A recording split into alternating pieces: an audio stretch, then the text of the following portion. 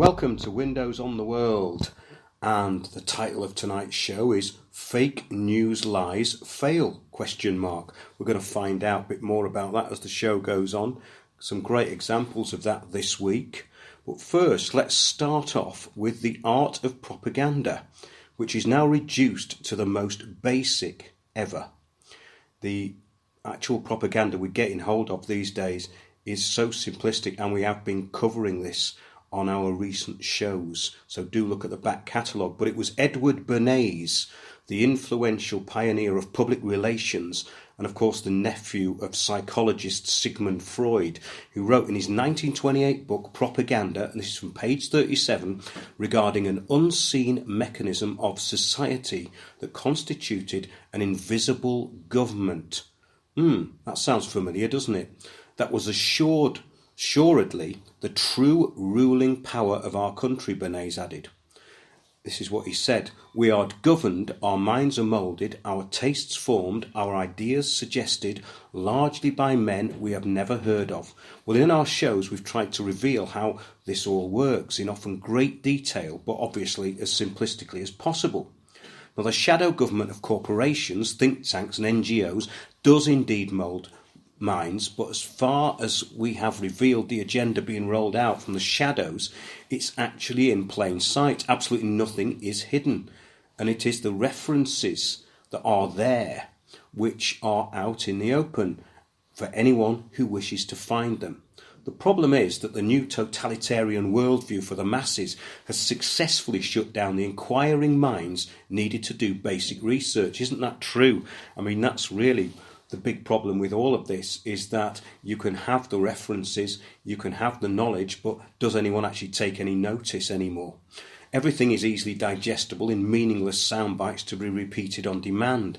So the work of social engineers, all educated to program perfection, will never question anything outside the narrow opinion ghetto. So that's a bit of what we're going to be talking about tonight. But some good news to start off the show is that the BBC TV licence is being abandoned by ever-growing numbers of people, hopefully with the growing boycott of fake news content. Now, in the period 2017 to 2018, 798,000 licences were cancelled. In 2017 to 2018, 860,000 were cancelled, an increase of 62,000. Now, 670,000 were cancelled in the first 9 months of 2018, and that's 5.9 million TV licences cancelled since 2012. Now, the BBC estimate there are still around 25.8 million who still pay for their brainwashing.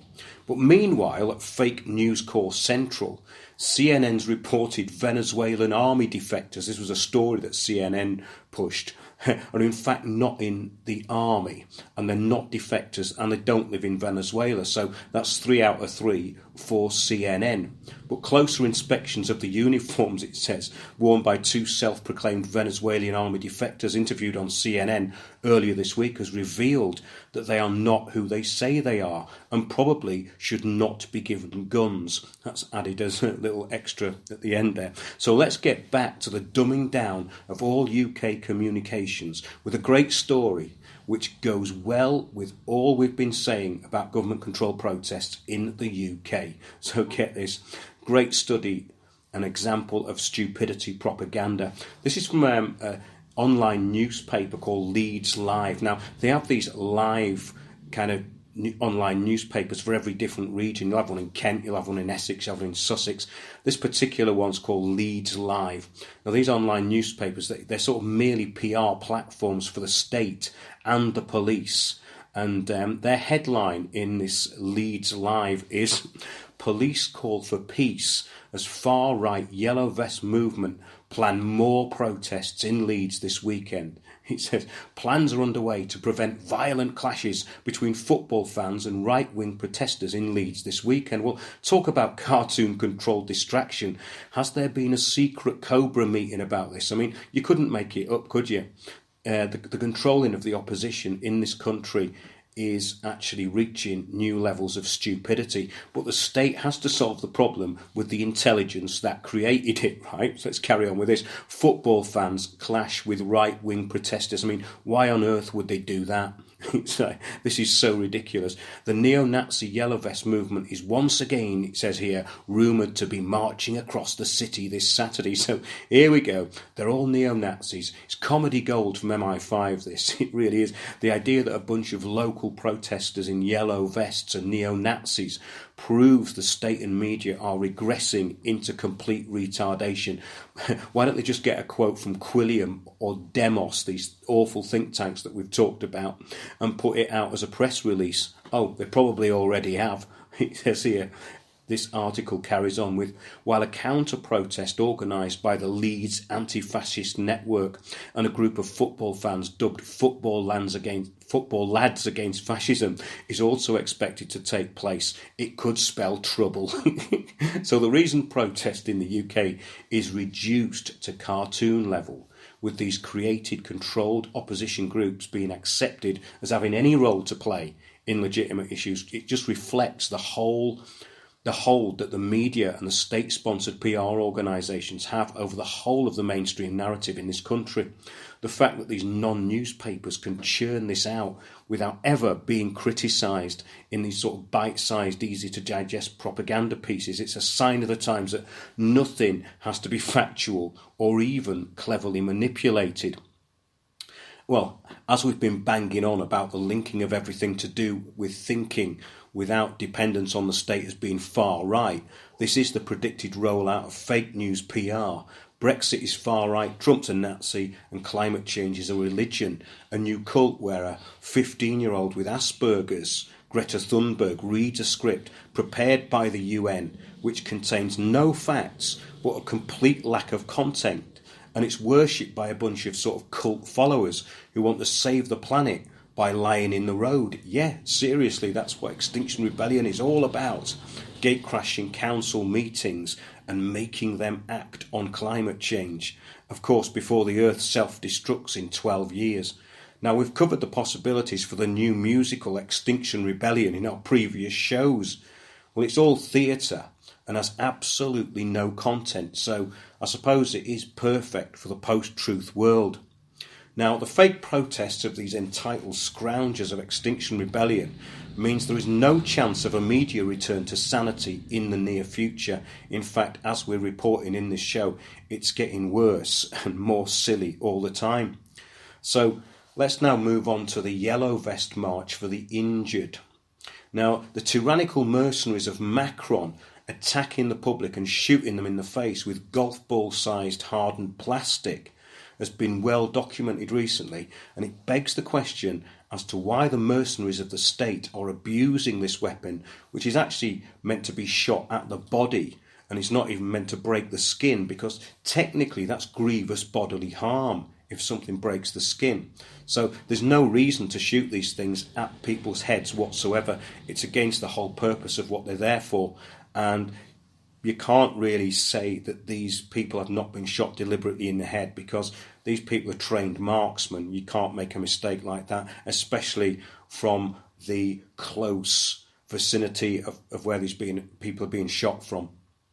And as for tear gas, I want to thank David Daniels for sending in this useful information regarding the legality of chemical weapons like tear gas. This is a good reminder, actually. In Article 2 of the CWC, chemical weapons are defined as all toxic chemicals intended for wartime use, which includes not only the finished weapons, but also their chemical precursors, munitions, delivery devices, and any other equipment specifically designed for wartime use. Certain kinds of toxic chemicals are, however, permitted by the CWC. These include those designed for peaceful purposes, such as in the experiments to test chemical protection equipment. There are also certain grey areas in the treaty that are open to interpretation, it says here. For example, riot control agents such as tear gas are prohibited as a method of warfare, but they are permitted if designed strictly for law enforcement purposes. There's a bit of a grey area which is being exploited there. But the last sentence is very interesting. So tear gas is prohibited as a weapon of war, but the French authorities are freely using it on their own citizens, as do our powers that be in the UK. Now this is interesting because the authorities using chemical weapons on its own citizens, David said, quite rightly, truly disgusting. He carries on, I didn't know until recently that it isn't an actual gas, it's a very fine powder. The French also have a super strength version, which is allegedly up to 100 times more powerful. And that is delivered by the armoured cars that can be seen in the same videos. If you look at these videos of the yellow vests, the gun-like fitting on the armoured car is the delivery device. So yeah, go over those videos and you can see that on these vehicles. And all this is designed to cover a much larger area. They're keeping that in reserve in case the yellow vests attack government buildings. I also think they may be worried at the possible condemnation they would get if it was used. Okay, yeah, well, that's really interesting points there from David, who sent that in. And looking at these videos, there's really no excuse for what the French are doing. But then again, let's have a look at what it said on, for an instance, page 22 of the Hasbro Handbook. You know, protests are described as riots, you see. Describe protests as riots, because these are clearly protests, they're not riots. So what we're seeing is the rollout of a military regime of state mercenaries where the lines are blurred and that these non-uniformed snipers are working alongside the police, but they seem to be unidentifiable, in other words, unaccountable. Now, the nearest thing in the UK to this are these agent provocateurs and those in the police who remove their numbers. And of course the private security goons and all manner of infiltrators. Now we've seen this at Occupy and lots of other protests, that you get these police coming in their 21 there's 21 of them in a group, and they all have numbers on, and the numbers are taken off when they get into action, which is totally illegal. So they're not going to be doing that at all, but they do. See our film, The Puppet Masters of Occupy, for that. There's one called The Puppet Masters of Occupy Revisited, on how this private army are rolled in to finish the job. The private army that are actually stationed in bus depots all around London. So yeah, they took over from the Special Patrol Group, I think. But just take a look at that, and take a look at that video, The Puppet Masters of Occupy Revisited. It's still on YouTube, that one. Now on to DNA collection. Now this is actually from BuzzFeed, which gets its comeuppance a bit later on in the show. That's this online news website which has its own bias. But it says here, President Trump signed the Rapid DNA Act into law. The courts have ruled that police can routinely take DNA samples from people who are arrested but not yet convicted of a crime. Well, they already do that in the UK. To create a nation of suspects predicated on a massive national DNA database, it goes on. This company is called Family Tree DNA, and it's building up DNA databases for authorities. So the companies supply home testing DNA kits. This does the job of the state, really, in building up the DNA database. In the UK, I heard that private security companies were using swabs to take DNA of anyone they wanted. The fact that people would go along with this just to get into a club, which is actually where it's happening, is mind-blowing. However, the brave New World citizens also accept microchipping to get into these venues. But this is interesting because we've got Ancestry DNA, which has already been exposed basically as a front for DNA collection, and of course the Mormon Church. However, it carries on. Family Tree DNA founder and CEO Bennett Greenspan had inadvertently created a platform that nearly 2 decades later would help law enforcement agencies solve violent crimes faster than ever. It's a statement from the company. Also, without realising it, the company is inadvertently about to go bankrupt because its justification sounds frankly ridiculous, right? Listen to this. Officials at Family Tree said customers could decide to opt out of any familial matching, which would prevent their profiles from being searchable by the FBI. But by doing so, customers would also be unable to use one of the key features of the service, finding their relatives through DNA testing. Whoops, that's backfired. Now, this next article we're going to get into, next section of the show, is from Per in Sweden. And he says, one wonders how many paying clients would have opted in had they known they were also sharing their DNA with the FBI. America is late in the game. In Sweden, it was revealed in 2003 that blood swabs had been collected from all newborns in the entire country, starting in 1975, and sent to a central repository at the massive Huddinge hospital complex south of Stockholm. Now, through this bank, the Swedish government has access to DNA from every person born in the country from 1975 and onwards. Note that in good Swedish tradition, the public was never told about this until it surfaced by coincidence decades later. So that's really interesting, isn't it? The involvement of the Mormon Church in DNA collection for a global database has again been public knowledge for quite some time. Now, the global database, to get into this, actually started out with the registration of all new human property, i.e. us, through the birth certificate issued with a bond number at birth. And since the early 90s, the birth certificate has been rolled out in every country. This is through a UN programme. Now, none of this is new. The predecessor to the birth certificate was the certificate of settlement, which was a birth certificate, passport and ID rolled into one. This came out in the 1500s. You can see that in our shows, actually. There's and also an article, which is really interesting. It tells you about how bond numbers are created through birth certificates. And it's an article called Is a Birth Certificate a Death Certificate? And there's another one of our shows and an article on Windows on the World, and it's called Are You a Pauper? Now, for the background on human life as property of the state through incorporation, check those two articles out. There's videos that go with them as well. And this was way before DNA collection, but was identifying blood types and bloodlines through the Guthrie cards since the 1960s. This is another important point, the Guthrie card, which was basically had a little bit of the baby's blood on, all stored. So the DNA has always been storable, and it's always been very important to the state. So none of this is new. The vitamin K test also of cutting the baby's heel collects the blood. That's another thing. So the collecting of blood and the blood bond through the birth certificate is nothing new, and it's been going on a very long time. So the idea that the public would trust the state or any organisation connected to law enforcement is, in my view, insane, as the police have always planted evidence and fingerprints whenever they need to. And this is, however, only the tip of the iceberg on this issue. So let's move back to propaganda now. Propaganda.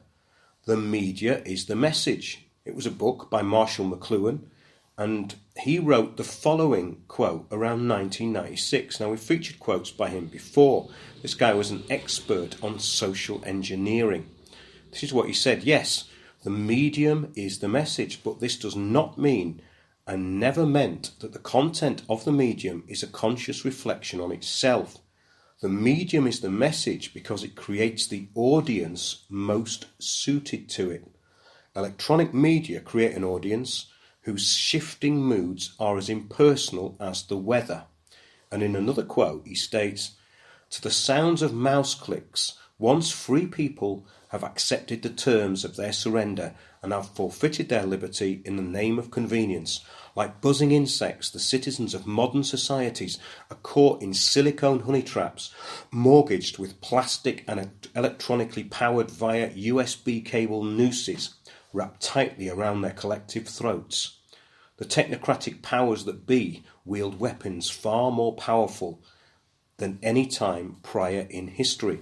Well, he was very ahead of his time there, Marshall McLuhan.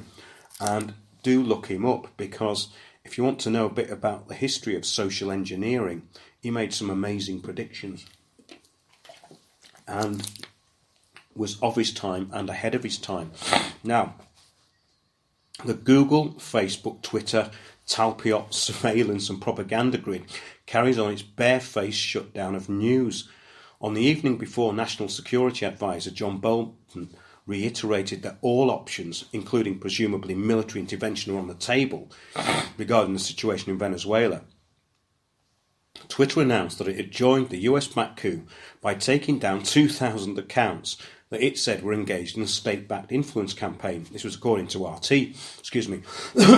In a blog post, Twitter said it removed 1,196 accounts located in Venezuela, which it deemed to appear to be engaged in a state-backed influence campaign targeting domestic audiences.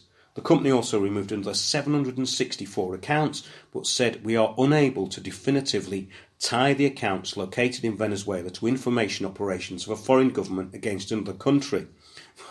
So the Hasbro handbook trolls of social media are at it all the time. See our recent shows on fake news. Basically anything will be blocked which they cannot denigrate. With the conspiracy theories tag, or the I suppose you think that reptiles run the planet, when in fact there is no evidence that they don't, and we're going to get onto that in a bit because we're going to talk about talks that are being banned. Yeah.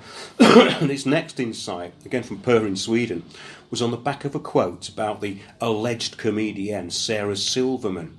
I mean, you know the one. She said she would kill Christ again if she had the chance.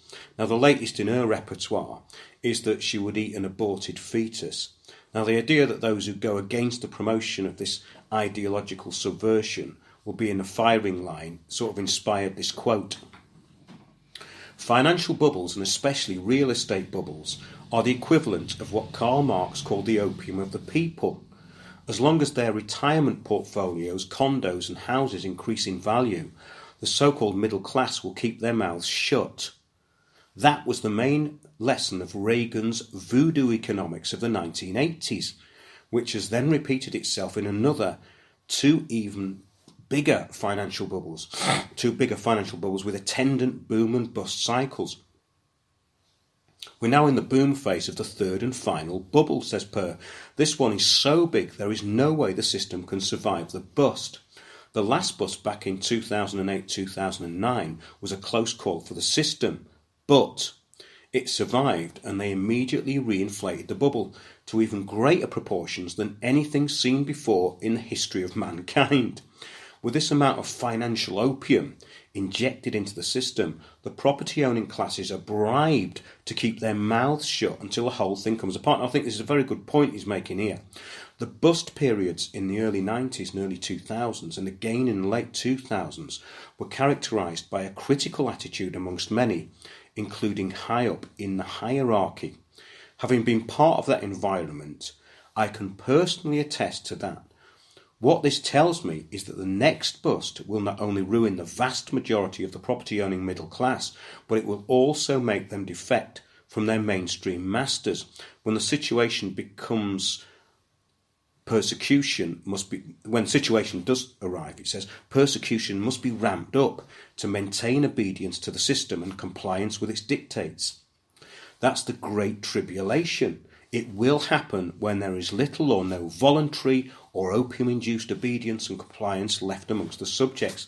The forebodings of these horrors are all around us now, and they're working diligently on the logistical preparations for the execution of the final takeover. I think that's a great insight there, and it's a really good point as to whether this final grab on everything will actually be as big as Per is suggesting there. And there is nothing actually to say that it won't in the evidence that I'm seeing.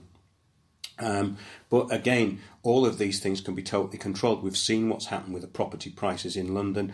All of this can be collapsed at any time. And of course, that's how the banks collect the real estate, the stuff that's actually worth something, not the money they create out of thin air. So moving swiftly on, back to the book burners, the intolerant mono-thinkers of the state-backed Stasi. Yes, we're going to get on to the reptilians now.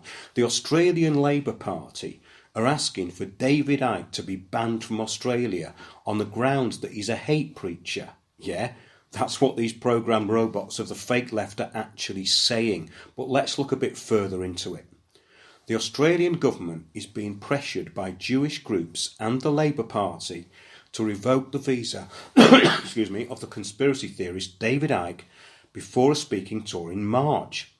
Labour has written to the Immigration Minister David Coleman, calling on him to ban Icke from the country on the basis of his extreme anti-Semitic views, including campaigning for Holocaust denial to be taught in schools. Now, it's amazing that none of what they are saying has to be true. And slander is okay with these people all of the time, as in they live and the reptilians really are running the propaganda ministry. So maybe he's got a point. But back to reality, Icke's best known, it says, for his theory that the world is run by a cabal of giant shape-shifting lizards. Now, they always put that into the news articles when they're talking about David Icke. So why would they take him seriously enough to ban him then? Oops. I mean, that's a bit of a mistake, isn't it? But according to the Anti-Defamation Commission, Icke believes Rothschild Zionists secretly dominate the world and that Jews bankrolled Hitler, caused the 2008 global financial crisis and staged the 9/11 terrorist attacks. Now, there again, I don't think that any of that is in his books apart from the first true statement on the list. They just make the rest up in a neurotic and sort of hysterical narrative, which doesn't have to have any facts to back it up, because we are in the post-truth world after all. But the Community Security Trust, it carries on, a charity set up to protect the Jewish community, has described Icke as essentially a hate preacher with a 21st century spin on a very old anti-Semitic conspiracy theory. They always trot out the same old rubbish, don't they? It's a good job they're not predictable. The Community Security Trust is looking after us all then, so everything's okay. But I feel much safer now, don't you? But wait a minute, it doesn't look after everybody, so watch out. Of course, anyone that criticises anything legitimately, especially but not limited to Israel, and gets near the action of the bigger picture is up for persecution and shut down. Okay, let's move on to the bigger picture, our talks. We have recently had one of our talks pulled by a venue, part of a pub chain, and we are looking into it. The talk was booked in a while ago and was sort of scheduled, I think, for the end of March. The original booking was taken and the manager was really keen to get the message out, took the booking and said, yeah, this is great. This is the sort of stuff that should be promoted. In other words, Agenda 21, 5G, all this stuff that affects everybody. But the new managers come in and had a very neurotic response, and when asked why the event had been pulled, they sort of slammed the phone down. Now, we will be requiring a statement by this pub chain, plus the name of the person responsible for our losses in time and, of course, money as well. But the targeting of anything outside the big lie or the narrow band of official dumbness is a big problem in Stasi UK. No doubt about that. The fact that a government allows this to happen unchecked is proof enough of what our research has been saying for years, that those puppets in Parliament are not in control of anything of very much apart from their own self-importance, you know. I mean, it is incredible what's happening in this country and the shutting down of free speech, especially in the past few years. It's just got worse and worse. Now, Windows on the World, moving swiftly on, have reported on the huge and often insidious influence of narrative controlling and very often subversive NGOs, non-government organisations. They always have blandly reassuring names, these organisations, and let's take a look at this next article, which concerns the Centre for Humanitarian Dialogue. And their mission is to prevent, mitigate and resolve armed conflicts through dialogue and mediation. Now, this is again from Per in Sweden. I'm going to read a few of his things out this week. Here comes the next Orwellian outfit with a genocidal mission, the Centre for Humanitarian Dialogue. This is connected to Henry Dunant, founder of the International Red Cross and a pioneering globalist in the 19th century. The centre's funded by the Omidyar Group, amongst others. Now, these outfits are heavily entrenched in this globalist network and funded through the usual public-private partnership, sort of mix of governments and globalist foundations. So let's see what comes out of this. The Geneva-based NGO to issue report smearing prominent European politicians. Now, this is from RT. It says a Geneva-based peacemaking NGO is about to issue a report smearing a number of European politicians, including former German Chancellor Gerhard Schroeder This was reported, as I said, by RT. The Centre for Humanitarian Dialogue advertises itself as an impartial body which offers assistance in mediation between conflicting parties to prevent or end armed conflicts. Now, these NGOs are basically a shadow government in countries that they go into, and they pay themselves an enormous amount of money as well. It carries on. A Geneva-based peacemaking NGO is about to issue a report smearing a number of European politicians. Yeah, could you actually believe this? Well, yes, because we've reported on it time and time again, but it carries on here. The Centre for Humanitarian Dialogue advertises itself as an impartial body which offers assistance in mediation between conflicting parties to prevent or end armed conflicts. Now, you couldn't actually suggest that this might be to do with controlling the narrative there. Surely not. So it's like all those other NGOs influencing or going into countries that don't ask them to put in their propagandists and change agents. Surely not. It can't be like those ones that we report on week in, week out, can it? Maybe it is, maybe it isn't. The full list of individuals targeted by the report, it carries on, remains unclear. But RT understands from a source familiar with the matter that Schroeder is among the names. This is incredible, isn't it? So basically, you've got the Anti-Defamation League, and you could say this is the Defamation League. The exact nature of the upcoming smear is also unclear, it says, but the presence of the former German Chancellor, who is long retired from active politics, may contain a clue. After finishing his tenure as Chancellor in 2005, he moved to a senior management role with Nord Stream AG, a joint venture involving Russian and European companies that operate the Nord Stream pipeline. It is understood that the smear will be connected to Washington's efforts to exert pressure on Europe. For example, the Nord Stream was the subject of harsh criticism from the US, with its ambassador to Germany, Richard Grenell, even warning German firms earlier in January that they could face sanctions for contributing to the project. Absolutely incredible. Nord Stream 2 is a 759-mile natural gas pipeline running on the bed of the Baltic Sea from Russian gas fields to Germany. So, moving swiftly on to the Global Action Plan's useful idiots. Now, according to Rolling Stone magazine, they spoke to Varshini Prakash, a co-founder of the Sunrise Movement. Now get this, it's a grassroots outfit that is partnering with a new generation of democratic leaders to push the ambitious agenda to the fore. And this is all about the Green Deal that's been rolled out in the US. Now, this is an exact template of all the other change agent organisations pushing their useful idiots into positions of power and basically calling themselves grassroots. It carries on. The Green New Deal has 3 pillars, according to Sunrise. 100% clean energy by 2030. Well, that's not going to happen, and it can't happen. It could, but not the way the government are doing it, because they're doing it in a way which is totally inefficient. And it only really profits people who are on their particular gravy train and basically getting subsidies. It says, it carries on, investment in communities on the front lines of poverty and pollution, and the guarantee of a quality job for anyone ready to make this happen. Useful idiots wanted, basically.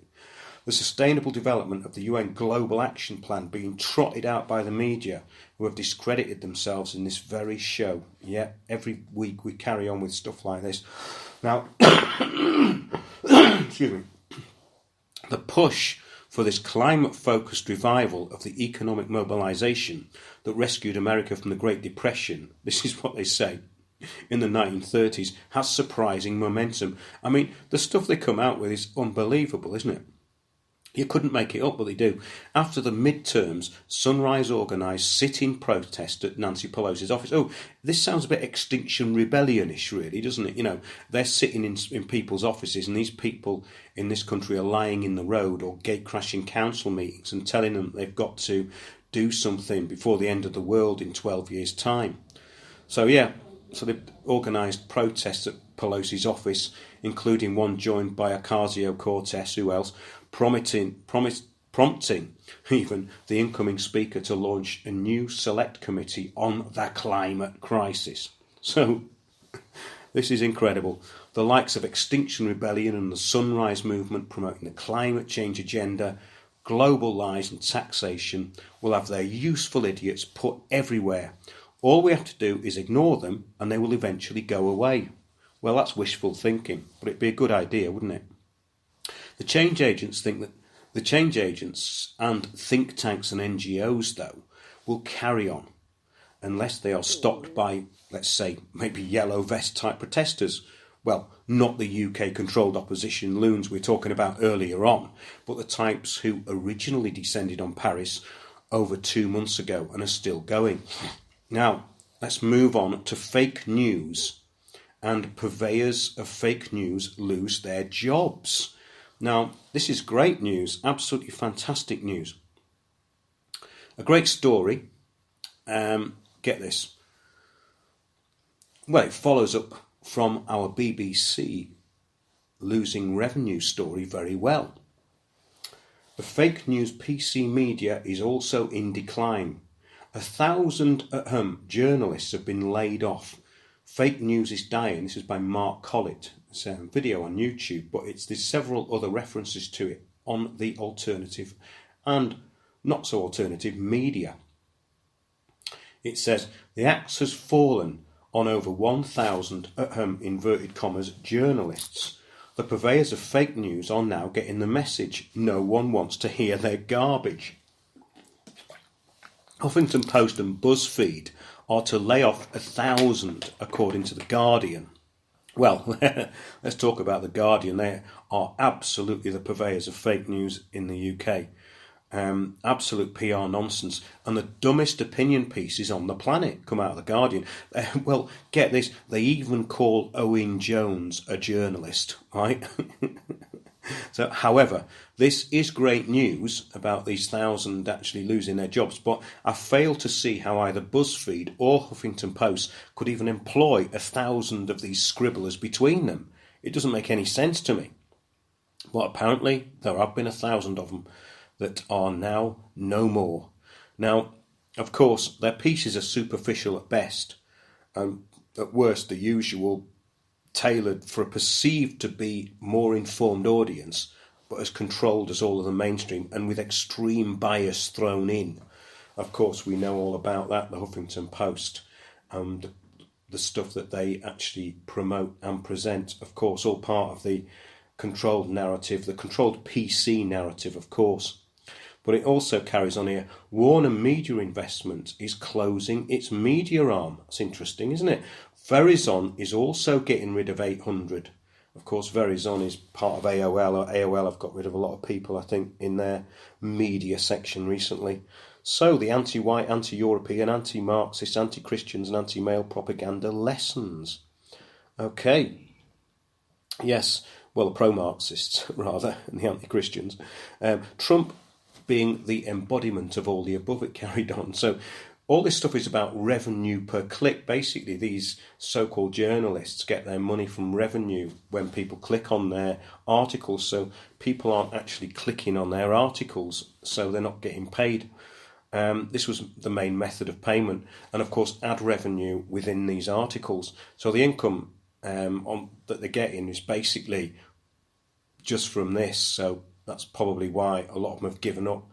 But let's move on now to Microsoft, another bastion of trustworthiness.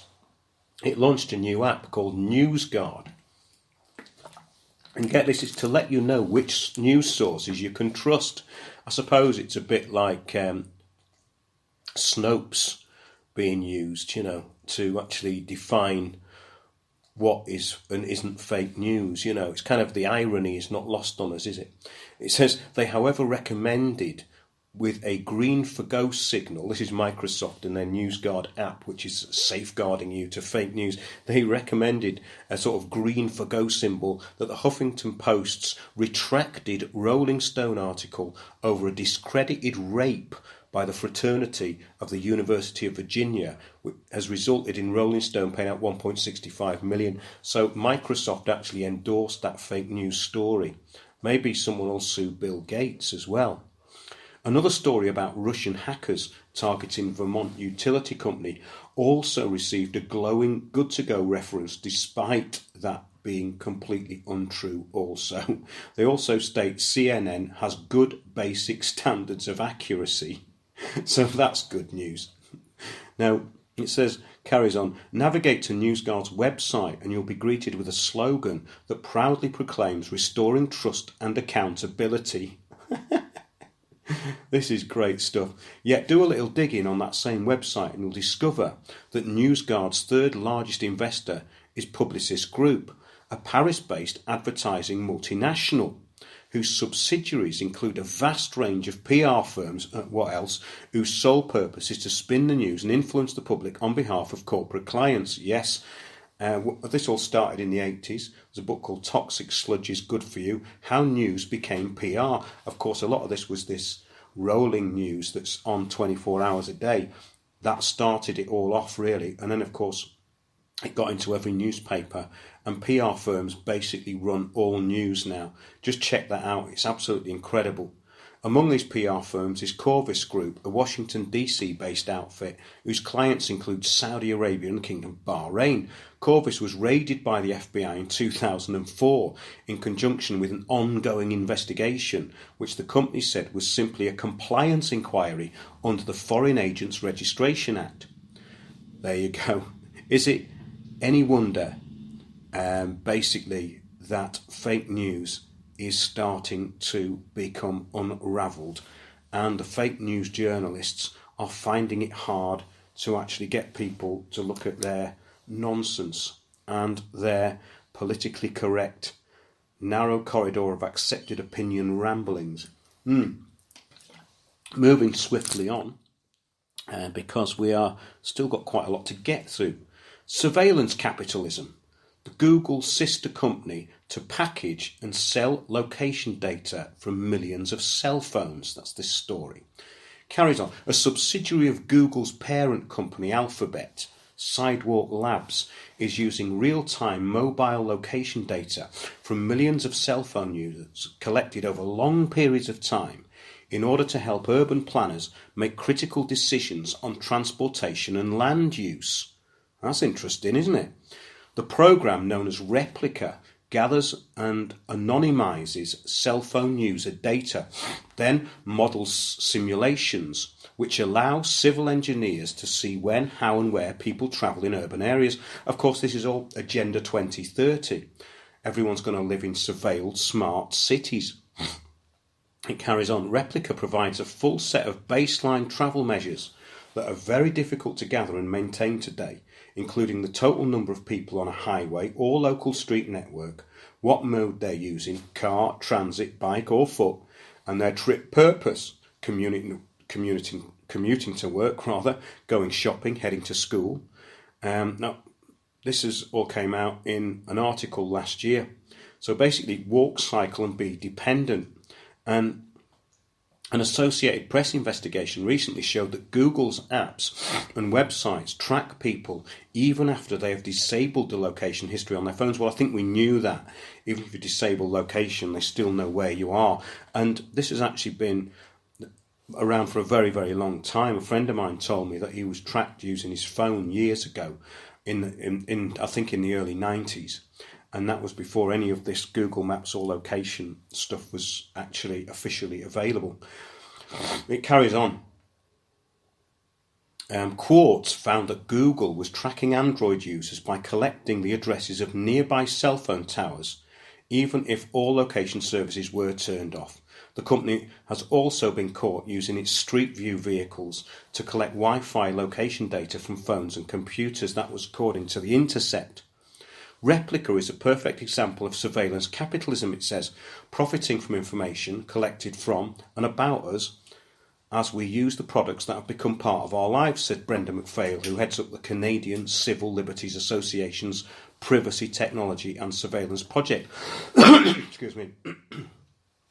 We need to start asking, as a society, if we are going to continue to allow business models that are being built around exploiting our information without meaningful consent. Well, that was kind of wishful thinking in the world that we're in now. But talking of algorithms and surveillance, we were demonetised on YouTube, Windows on the World, our channel, years ago, and I've had several videos removed recently, and also 2 strikes on one video for not really any good reason. And our videos are buried on there now, and it's getting harder and harder to find really good content on YouTube. Do you remember when you used to do a search for something and lots of interesting esoteric stuff would turn up? Well, it doesn't seem to anymore. So our videos are buried on there, and a few have warnings which basically say don't proceed past this point unless you are ready for this. And it could be that on smartphones it advises you to go back to safety, you see, but you can't actually watch the video on smartphones. So in other words, they say you can watch it if you want to, but you can't really. So YouTube's new algorithms filter out those videos which used to come up in searches. Yeah, the interesting ones. Now, conspiracy videos, it says, will be harder to find, according to the US media Google's Eric Schmidt. So Google's Eric Schmidt is telling you that he's going to bury your interesting or our interesting videos. And basically, he also says that when you look something up, you will get one answer to any question that you ask. Talk about controlling the narrative. So basically, these are the things that you'll be allowed to hear. Climate change, the invented narrative by the IPCC, is real. So all these models and projections and future calamities that have never happened are real. They're going to happen according to Google. Darwinian evolution is a fact.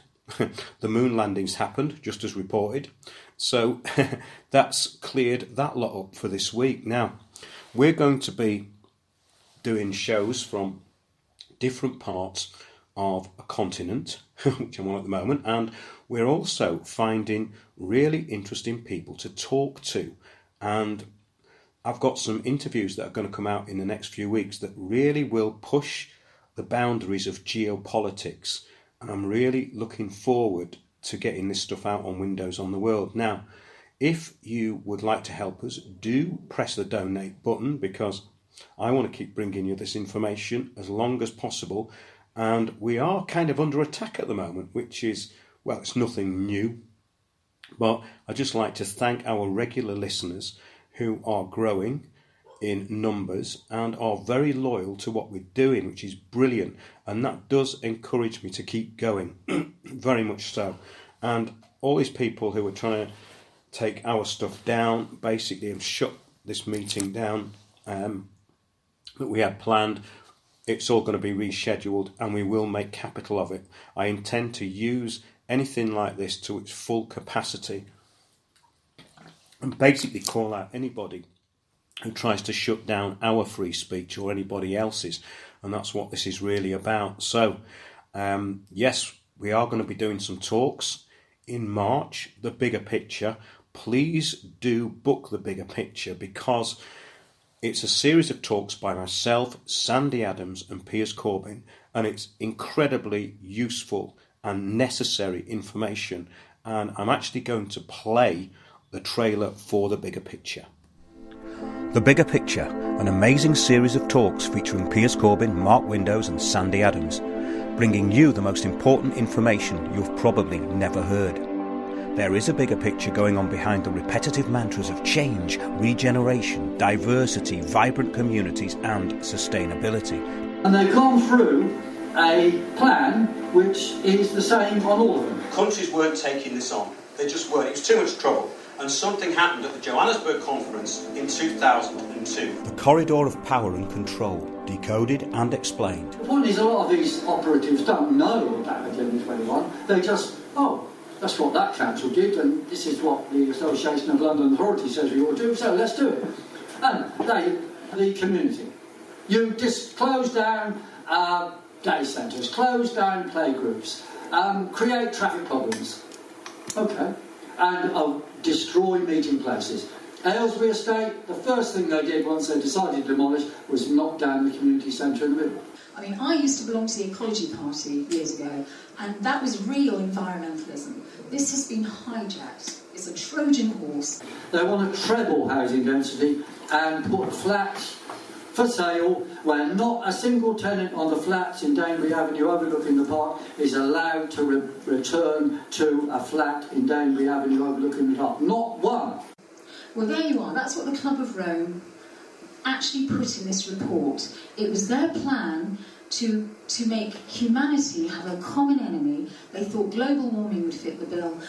Labour, Conservative, Green, Liberal, it doesn't really matter, because none of them are going to address the main issue of what this is about, because they can't, because it's above them. Did you know that in 2018, 64% of populations in so-called democracies state their governments rarely or never act in the public interest?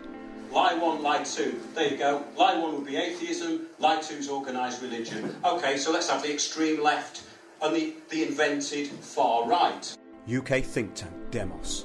The new democracy will work with a combination of government open infiltration and citizen groups taking direct action.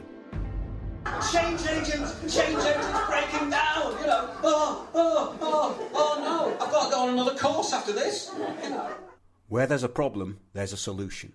Because it means that anyone who gets one of those forms does not have to sign it. And they've stopped it now, right? They've given them back to the council. So that affected hundreds of thousands of people in the country. If you engage with this stuff and learn a bit of it, it's remarkable what you can do. And I'm going to give you some more examples of that as we go along. The global elite's aim is nothing less than to create a world system of financial control in private hands, able to dominate the political system of each country and the economy of the world as a whole. The system was to control in a feudalistic fashion by the central banks of the world acting in concert through frequent conferences and private meetings.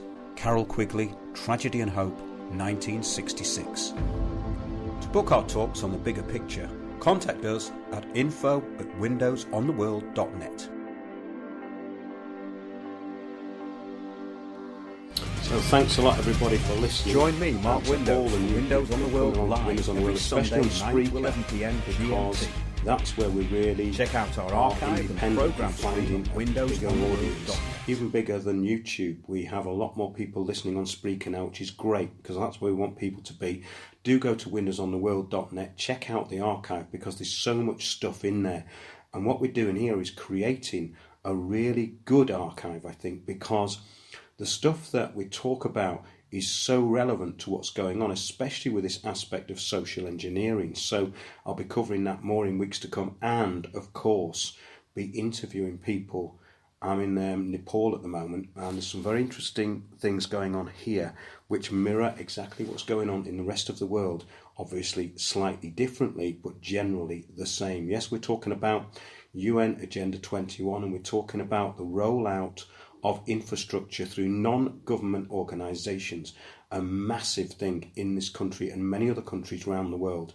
In Britain, it's much more in your face. The change agents are there, and there's so many more of these NGOs that are visible in the UK. But when you get into other countries, you start seeing the same people. Oh yes, Unlimited are here, training social entrepreneurs. They're all over the world. Why are they all over the world?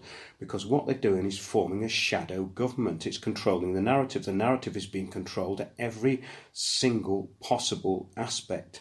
So in other words, the shadow government is there, and it's quite easy to see. That's in a way what this show's been about, especially the first part of the show, because when we talk about this stuff, it has to be explained quite simply, and there is nothing complicated about this, nothing complicated at all. In fact, it's incredibly simple the way it's rolled out, and it's so simple that it's a template, and once that template is busted, then that's it. It's easy to see it everywhere. Shadow government, corporations, think tanks, NGOs, yes, they do try and mould our minds, but the agenda, once it's revealed, is blatantly obvious, and we will continue to be covering that. So some good news this week that basically people are not watching the BBC, and the fake news media, which presents itself as alt media, is actually failing. So maybe the real media, which is us and other people like us, and there are quite a lot, maybe the real media is actually starting to take off. Very encouraging thought, that, and something that will keep me going until the next show. Thanks a lot, everyone, for listening. That's it for this week, and I will be back next week at the same time. We may also have some special reports coming up, which I may be posting midweek. So until then, that's it from Windows on the World. Thanks for watching. Thanks for listening. See you next week.